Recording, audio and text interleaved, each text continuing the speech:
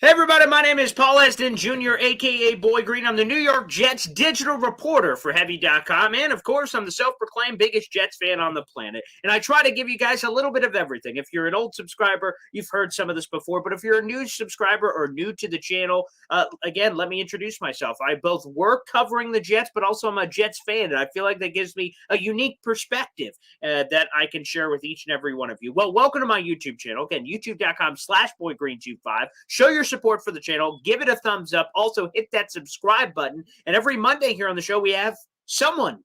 You know, it could be an insider. Connor Hughes has joined us before. You can check out all the videos. It's part of a playlist, Mock Draft, Path to the 2022 NFL Draft. You can check it out. Like I said, we've had Connor Hughes of The Athletic, Ethan Greenberg, who works for the Jets as a team reporter. We've had Ryan Roberts, an NFL draft analyst. And now we will have one of my favorites in the business. That is none other than Green Bean, fellow New York Jets content creator here on the channel. And let's bring him in. Green Bean, welcome, my friend. Well, hello, Mr. Boy Green. How you doing? I appreciate being here. It's going to be a great time with you as always, I imagine. I think so as well. And let's dive right in. We've got the Senior Bowl coming up, but one of the interesting questions that I wrote about kind of last week is one of the new twists with the Senior Bowl, where a lot of the Jets assistants will get temporary promotions to be and to show, quite frankly, that they have the chutzpah to do something different. Rob Calabrese, the quarterback's coach, will be offensive coordinator. Ron Middleton, the tight ends coach, will be the head coach for the Senior Bowl. And Robert Saleh will serve in a more advisory role, which I think is great because Saleh knows what he's doing. He's already a head coach. Let's let some of these young pups, and they're not always just young, as we see with Middleton, but still, you know, it's never too late. These guys can get a chance to kind of show their chutzpah. I want to ask you first, before I get into my specific question, about Mike LaFleur. There has been a lot of people that, believe it or not, were afraid when the Jets hired Mike LaFleur, like, oh, man, he's going to be here for 5 seconds. He's going to be a head coach. And I said to myself, well, if he's going to be a head coach, that means that Jets offense is pretty good. I will take that. So with that being said, first off, do you buy any of the hype that you believe Mike LaFleur is an NFL head coach waiting to be, with the popular last name, quite frankly, all the upside of the second half of the year? I know it didn't start off great, but a lot of people believe Mike LaFleur will eventually be a head coach. Are you in that camp? Well, whether or not he may be in the future, I think there's potential for that. But as far as Jets fans being worried that he's going to be, pulled out from us in the next year or so, I think that's nothing to worry about. I mean, he clearly showed that he's learning on the job, and I think we're going to experience a lot more of that too. I mean, if he gets tight ends in the building, maybe he goes back to some more 12 or even 22 personnel. And he's going to have to figure all that out. I think he has showed potential, and I'm really glad that he came out of that dark first quarter of the season. That was looking scary. And I just think that he's probably not going to be looked at as a head coach yet for a couple of seasons. And I think, Jets fans, we like to worry. We like to take any positive and say, but now that means bad. So that's what we do. I think everybody can calm down. Mike LaFleur will be with us for a little while. And I will say, it's funny how it changed at the beginning of the season. People were like, wow, Jeff Ulbrich, what a find. He's going to be a future this. And then all of a sudden, by the end of the season, we got to fire this guy. Flip it the other way. Michael LaFleur, oh, terrible. Young buck, never been a play caller before. He sucks. End of the year, wow, Booth LaFleur. So it is funny that Jet fans are these prisoners of the moment. And thankfully, we aren't trigger happy or have any of that power to fire or hire people, because who knows what we would have been at the end of the season if we would have gotten to be as emotional to make some of these decisions as the Jets brass. I've never heard that before, and I'm going to remember it and use it. Prisoners of the moment. I think that it literally is the finest way I've ever heard Jets fans described. I've called us touchy, emotional, all kinds of things. But prisoners of the moment. If that's not us, I don't know what is, man. And that's really the truth. It's, we look at what's in front of us and we react to it, and we react to it passionately and in a finite way. That means this. And it's like, hey, as we see, things can change. And we have a young staff overall. So I think we're going to see a lot of bumps and, take some bruises along the way. But we have seen the progress. And I think that's why we can be happy and look forward to what's coming in the future. All right, let's get another quick nugget here on the Senior Bowl. Then we'll shift to some other Jets topics, and then I'll put you up against it and force you to do a mock draft for all our fans. And again, their thirst won't be quenched until they hear green beans, and we'll put it up there and do a 2-round mock draft with just the Jets prospect. It's been a fun bit we do with every guest that joins us here on a Monday. But before we get there, again, the Senior Bowl thing gets to be such a unique opportunity for this coaching staff to get intimately familiar with these players, unlike ways they will be able to later in the process, because, for those who don't know, there's restrictions. You can only Zoom call with this many prospects. You can only bring this amount of prospects into your building. So this is all bonus material, essentially, for the Jets because of the unrest with the rest of the coaching staffs in the NFL. They got gifted this opportunity, and they need to take full advantage of it. If they do, who are some players that you have circled Green Bean? You're like, man, if they ended up Jets, I wouldn't be too mad about it. Yeah, well, it's such an interesting thing, Paul, with our particular staff. Phil Savage, our senior personnel advisor to Joe Douglas, has been the executive director of the of the Senior Bowl. And if you look at the two rosters, it really does look like the national roster, which is who the Jets will be coaching, has been kind of carved out for us. A lot of the players that we would be interested in taking a look at the Senior Bowl are already on our roster. And this week-long, like you said, opportunity to spend quality time with these guys is going to be truly amazing. But there are guys like the tight end group in particular is kind of special for us. We have Trey McBride, Jeremy Ruckert, Charlie Kolar leading the pack, and all three of those were already circled on my little boards here on guys I was interested in the Jets taking anyway. And now we get this week-long intimate time that we're going to be able to see what they're made of. And as we know, the Jets focus on other things outside of just their athletic prowess. We focus on what this guy's made of emotionally. When the going gets tough, what is this guy going to do? And you've seen, we had a tough year, and the collection of guys we had, they never fractured. So Trey McBride, Jeremy Rucker, Charlie Kolar. Defensively, I think having Devin Lloyd on our team, one of the top 2 linebackers in the entire draft from many people's boards, he's going to be with us. We could make a decision. Is this the guy that we want to take, maybe over a Nakobe Dean or a Christian Harris or somebody like that? Getting that week with Devin Lloyd is going to be opportunistic. And then another one is Zion Johnson, interior offensive lineman. He's being talked about as a late first, maybe early second if you're lucky. And guess what? We have 2 early second-round picks, 35 and 38. So if a guy like Zion Johnson slips, I think that he might be somebody that we snatch out of the early second round. Wow, that would be tasty. But Green Bean, I need you to solve a Jets debate that has been raging. Quite frankly, I didn't think it was going to be a debate, but after Connor Hughes joined my show, he decided to stoke the flames among Jet fans for no reason whatsoever. So, one of the most underrated Jets needs, I thought, heading into the offseason was the linebacker position. I thought C.J. Mosley, coming off a career year, was fantastic. I thought Quincy Williams was a pleasant surprise. But in this scheme, there are 3 linebackers starting on the field in a 4-3, and I thought that was a need. Then Connor Hughes joined us on the show and said, hey, I don't think it's that big of a need. While technically in a 4-3 scheme, 3 starting linebackers are on the field, rarely, he argued with all these analytics, that, are 3 linebackers on the field anymore. With 4 and 3 wide receiver sets on the offensive side, you normally only have 2 linebackers on the field. So if you draft a guy, you're keeping one of your good ones off the field. So he stoked the flame saying, maybe it's not that big of a need. Not that they won't address it at all, but he completely ruled out the Jets taking a linebacker and said it would surprise him. They took him in the first or second round, which obviously would take Devin Lloyd, Nakobe Dean, and all those kind of guys off the board. Green Bean settled the debate. Is Hughes right? Or boycott the beat? Maybe he's not. Are the fans right? What do you say, Mr. Green Bean? I would disagree that linebacker is not a need. I think that it is a need, and here's why.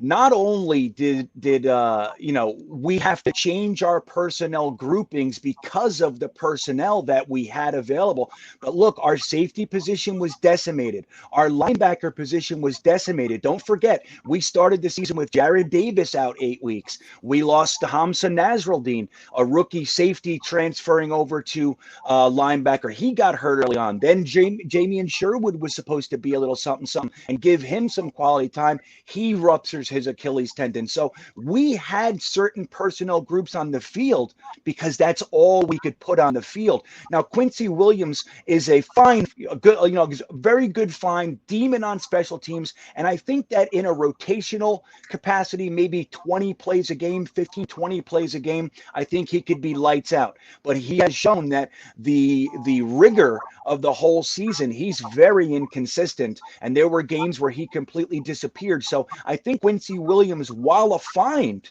off the scrap heap by Joe Douglas and an asset to the team, I don't think he's a starting caliber linebacker, and I would be very surprised if the Jets didn't see it the same way. And I look for us in the first 2 rounds to really consider a linebacker. Maybe if it's not the first, I could really see one in the second round. There's about 5 in this draft that you can lump into the top tier, and I think that the Jets are going to want one. All right, you just heard it from Green Bean. Screw Connor Hughes, go fans. Love it. Love it. That's what I said.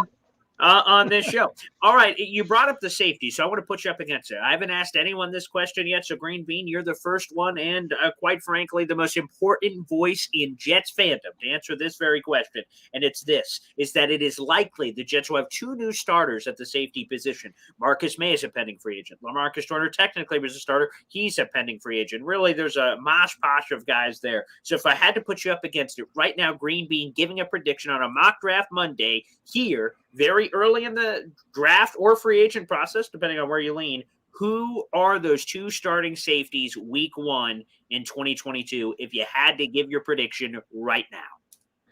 If I had to give my prediction right now, I would say Marcus Williams from the Saints. Ooh. And I want to say Kyle Hamilton because I think he's very possible. If not Kyle Hamilton, maybe a Brisker. I think a second round. I don't think we're waiting past the second round to bring in a safety. This is the deepest safety class since 2002. That is a long time. And in my opinion, Paul, that's why Joe Douglas didn't commit to a firm safety solution last year, because he knew damn well that this next draft was going to be overflowing with starting quality safety. So I'd be blown away if we didn't bring in a safety early on as well. So let's say Marcus Williams, big free agent signing, and Kyle Hamilton, first round pick. If he did that, I will say I would just jaw drop, not because I don't like the players. I love Marcus Williams. I think that's the kind of Joe Douglas player coming off, again, the rookie contract and then getting him. And then Kyle Hamilton, obviously, would be that number 4 overall pick likely. Maybe he somehow is there at 10. I don't believe it. So to use those kind of assets at safety and have, again, it's like 2017. The Jets had no safeties. First, second round later, boom, we got a dynamic duo. And it went from, in theory, a weakness to a strength. And booyah, you have it all figured out. So that would be impressive if they were able to swing for the fences and do that. Let's also go here. And I want to ask you this, going back to the Jets coaching staff for a second, but staying on that side of the ball. Up to you, Green Bean, and just your opinion. How long do you think the leash is for Jeff Ulbrich? Should it be long if things go south? Because one of the things about Jeff Ulbrich, for all those crazy people that wanted to fire him immediately after year 1, is that, wow, he finished near the bottom of the league in all the major categories. That's not good enough. Then the others said, well, all the injuries. And plus, they didn't have all the talent in the world on top of before the injuries. Maybe let's give this guy a chance with all this. How long is that chance before Robert Saleh should step in and say, you know what, it's time for me to call the plays? Because he did not, for those who forgot. When he was hired, people assumed he would. That was his craft with the 49ers. But he said, I want to be a more CEO type. I don't want to call plays. I'm trusting that job. I am, delegating that to Jeff Ulbrich. How long is the leash heading into 2022 on Ulbrich? Green Bean? I think that he's going to get the full year. I mean, if Saleh at some point, if we're the 32nd ranked defense week 8, I think Saleh might, if Saleh has to, if he finds that he feels compelled to come in and run the defense himself, I think that Jeff Ulbrich is probably not long for this team. Outside of that, again, like you said, I think that they had an agreement. They knew what they were trying to accomplish. He had more of the rookies starting on the defensive side of the ball than the offensive side of the ball. He had more injuries. We lost Carl Lawson, Jared Davis, Vinny Curry, LaMarcus Joyner. Joyner, on and on and on. A lot of the starters were gone. And I think that they were doing what a lot of people are talking about right now, which is the Jets just wanted these young players to learn their base defense. And I think that they were willing to weather this really tumultuous first season with that goal in mind. And if Ulbrich comes out and they're showing improvement, I think that they're going to run the course with him. But I would say minimum he's going to get this year before anything really is considered about moving on from him.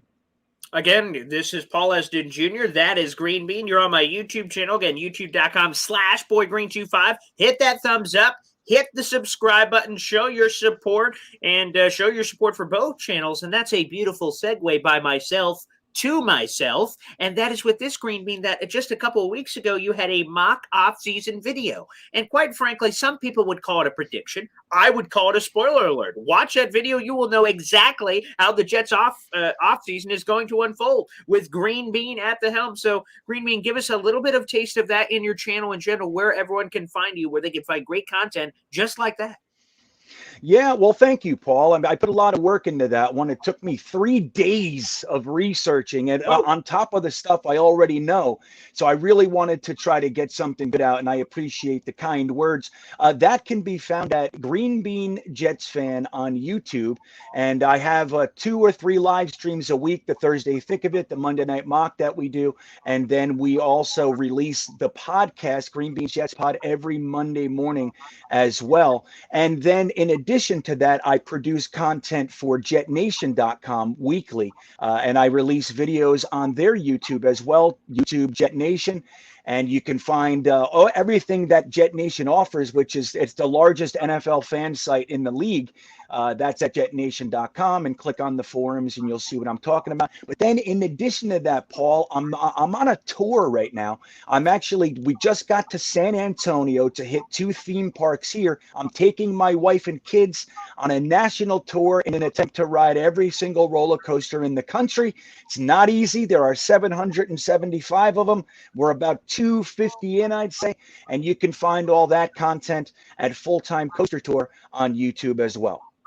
Quick follow-up on that. Do you have a projection on when you believe, 2079, that you're going to have, that you're like, okay, here we go. We've nailed it. Or do you have a date in mind for when you believe you will accomplish that feat? Well, Paul, if I'm being really honest, and I intend to, I'm starting, it's just now creeping in the last few weeks that I might not be able to do this one. This one might not happen. This is because they keep adding coasters, like even the places that we just were, they're all adding coasters. Now I got to go back. And so it's not easy. I think we'll probably get to somewhere around 500-600 coasters, and that'll be just fine. That'll be just fine. Okay, well, there you go. I'm looking forward to it, guys. You should check out the channel. It's cool. You kind of get an inside look at, what life is like as they're on the road and going through all this stuff. It's really cool. On top of the Jets content, I think that's great as well. Before we get into the necessary ingredient of a mock draft Monday, I'm going to throw you off here, the scent Green Bean, with this question that just popped into my mind. What is the favorite thing that you do? And what I mean by that is you doing this YouTube content for the Jets and kind of creating your own flavor where, people can go for a different perspective. And also you can feel free to tap in the roller coaster stuff too. I imagine family is really powered through that. But what is the favorite thing in that, what you do, if that makes sense? Yeah, well, I mean, look, in truth, the favorite thing that I do, and why I'm really doing this is because my career took me away from my family, my kids, and that's the favorite thing I do. Like I wake up with my children. I spend all day with my wife and kids, so that's my favorite thing. But as far as like the content world, I gotta be real honest. It's between riding these amazing coasters and the live streams. I love getting on live streams with 100, 200 people and having these conversations and being, thrown curveballs by questions in the chat. And I like my podcast. I like doing that research and all that, but I love live live streams, man. I couldn't be more grateful for people that actually show up and then stay for the 2 hours and ask me questions, and they get involved, and then they have their own conversations. I think it's amazing, this community that we've been able to really, in some ways, build, but I think more appropriately be a part of.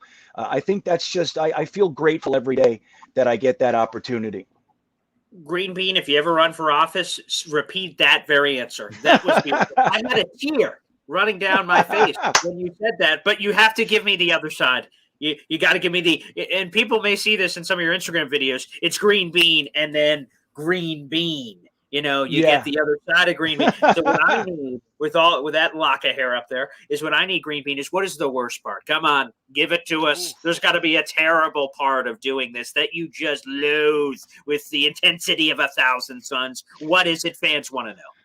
Well, outside of wearing a Jets hat in the New England area for 3 months this summer, that was rough. I got all kinds of messages because I drive around with a big Green Bean advertisement on my truck.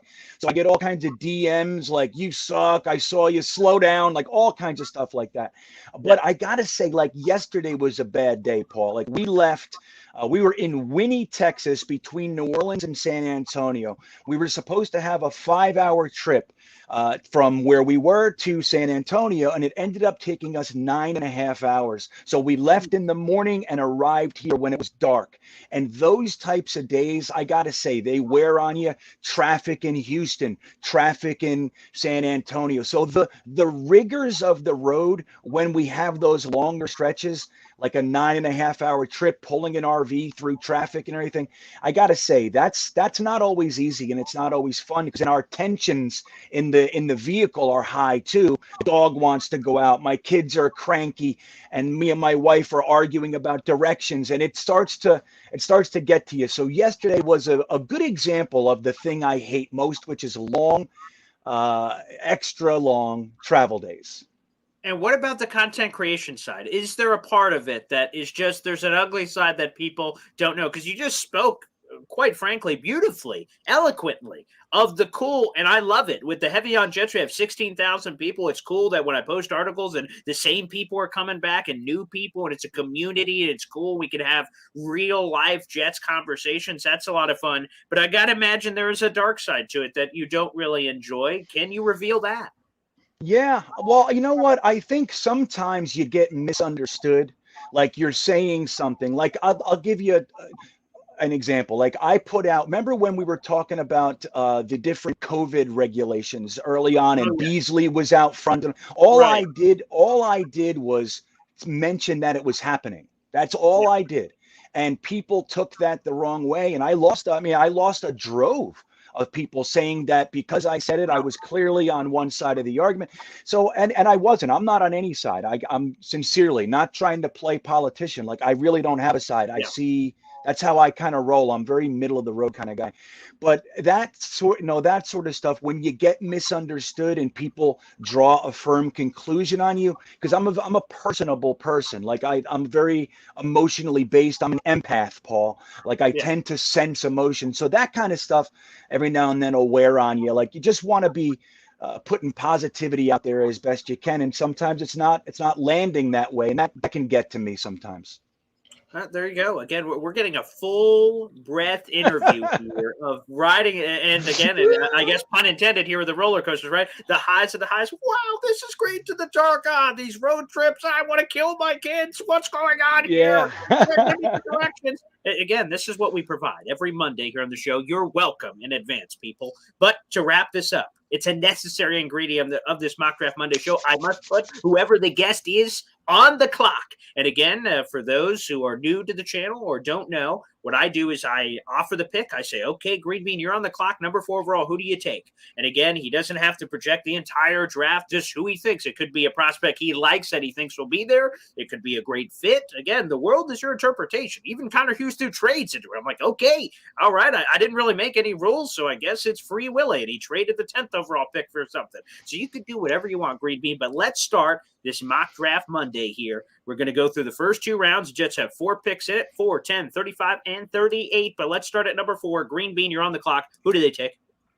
Kayvon Thibodeau is going to slide through because the Jacksonville Jaguars are taking an offensive lineman. The Texans are stupid and they're going to do something wacky, probably take a quarterback.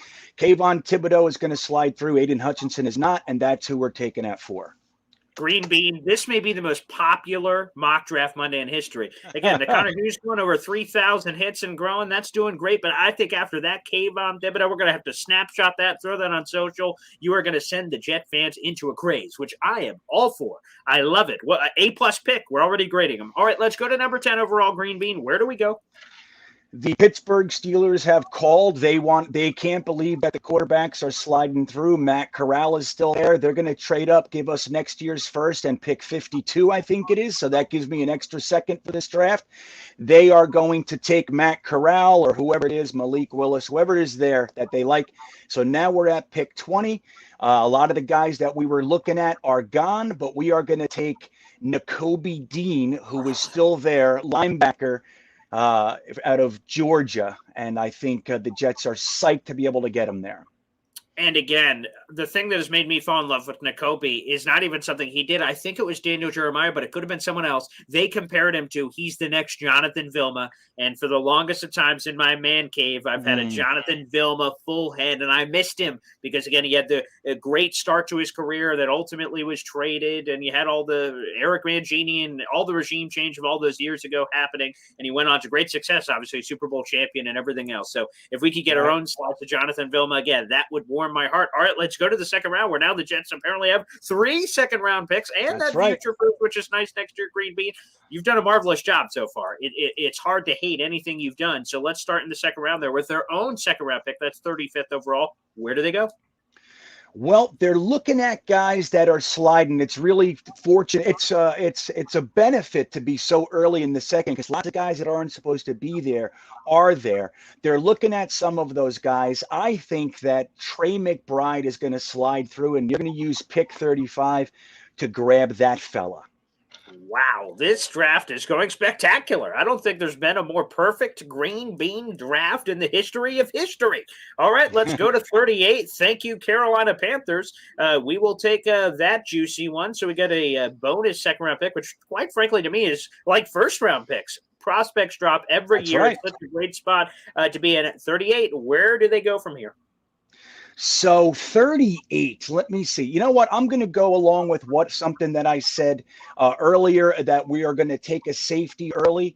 And I think that they'll probably grab a Brisker, who is still there. I like him. I think he's a good guy to slip through. We didn't get Kyle Hamilton, as I was talking about. It just didn't happen with the trade and everything else. But we're going to go ahead and grab a premium safety nonetheless with Brisker up top at 38. All right, and because you made a trade, this will be the biggest mock draft in this current edition of YouTube show history, which I love it, Green Bean. Throw your stamp on it. 52 now that they have. Another interesting pick, and again, those second-round picks can be of great value. What do they do with this one after a spectacular start to their draft? Well, since they spent so much quality time with him down at the Senior Bowl, and we talked about him a little while ago, I think they are absolutely tickled that he's sitting there, and he'll be our second from the Senior Bowl that we grab, and that is Zion Johnson, interior offensive lineman. Let's get that right guard position shored up, and they're psyched, and I'm happy that they've done it. Green Bean again. I'm not just blowing smoke up your skirt, although I love doing that on occasion. But I gotta say that what a phenomenal mock draft! What a historic haul for the Jets. And you know what? With this kind of haul, they should be in the Super Bowl next year, which I would love to see. It's been far too long. Green Bean. Again, the fans have called for this. Anytime I've been getting random comments on other mock draft Mondays. They're like, man, Green Bean, boy, Green is great. I'm like, I don't even know where this came from, but I appreciate the comment. So anytime we can have this meeting of the minds here, it's fantastic. And thanks for joining this series. It's been a lot of fun to do this, and it's even more fun when I get to connect with you, pal. Yeah, man, I could not agree more. I'm always grateful when I get to spend some time with you, Paul, and this was fun. I appreciate you having me on. All right, everybody. Again, make sure you hit up Green Bean's channel, both for Jets content and roller coaster. We'll have that in the link down below in the description, so it'll make it real easy for you. Just click and subscribe and thumbs up on a ton of his videos, but make sure you do the same for here as well. We'll be back next Monday with another wonderful guest. We'll see you then, everybody. And again, thanks, Green Bean, for joining us.